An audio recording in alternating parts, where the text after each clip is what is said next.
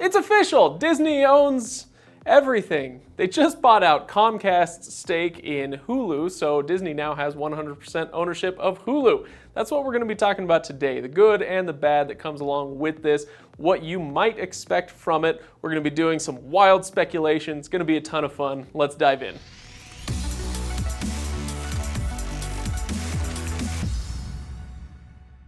Now, don't forget to subscribe, hit that bell icon, because we're here every Wednesday and Friday with videos much like this one, keeping you up to date or reviewing the latest streaming services. So stick with us. But for today, we're talking about Disney owning Hulu. Let's talk about the state of where things were not too long ago. This is only about a year ago. Disney was one of 4 owners of Hulu. They had a 30% share. Fox and Comcast had 30% each, and AT&T had a 10% stake in Hulu as well. Well, AT&T sold off their shares to Disney last month.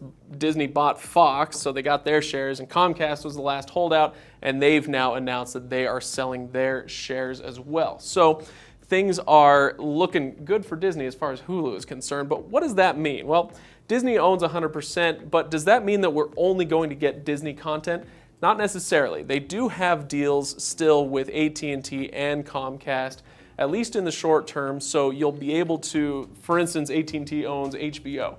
You'll still be able to get an HBO add-on to Hulu or Hulu Live, so you can still do that. Comcast, they own NBC Universal, so shows like Friends or The Office or things on USA Network or Sci-Fi, they are still, in the short term, going to be available on Hulu through those deals that they have. Now, one thing that we can look forward to is the possibility of bundles. Now, this is a scary word, I think, for those of us who are used to bundling from cable and satellite packages of yore. In this case, bundles is going to mean something very different because Disney owns a whole lot of streaming services now.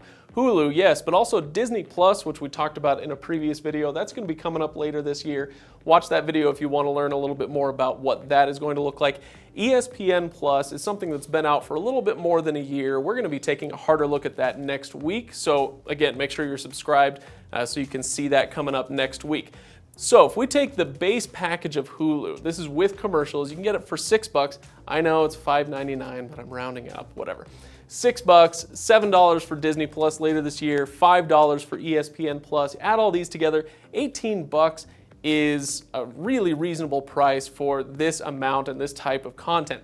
But the nice thing is Disney is signaling that with bundling, if you bundle all these services together, they may be offering that at an even lower price than you would get if you got all of these separately. So imagine getting all of these for, I don't know the number here, I don't know exactly what it's going to be, but imagine $15 for all of these instead of $18. Get a little discount there for bundling all of them together. That would be a very powerful bundle. Similarly, Hulu with no commercials. If you went that route, you'd be looking at $24. Imagine dropping that down to $20 for Hulu with no commercials plus all these.